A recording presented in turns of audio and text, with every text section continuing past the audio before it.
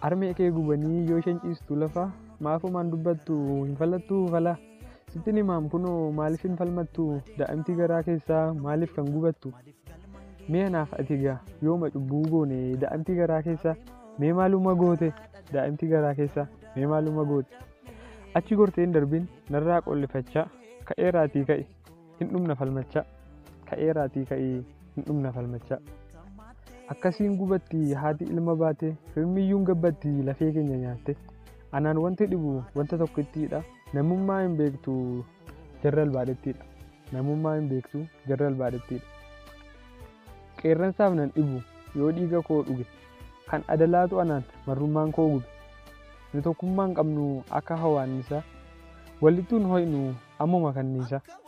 Polotikaa miti wanti nutti jiru dhumaatii lammii koof kan dubbatu hin jiru. Achi gorteen darbin narraa qollifachaa ka'eeraatii ka'e hin dhumna falmachaa. Waa'ee bilchiginnaa yookiinis kaafaa'oo Oromiyaa guutuun na dhaga'i maaloo. Kutaadhaan wal qoonnee wal lolaa hin jirru. Diinuma tokkichaan kan hundumaa jirru. Akkuma paartiitti isa deemtan dhiisa. Utuu marmi cittuu mee garaan sin ciisa.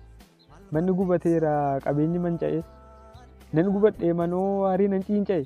Achiin goriin ammas narraa qollifachaa kan ka'eeraa ka'e hin dhumnaa falmachaa. An ka'eeraa ka'e hin dhumnaa falmachaa.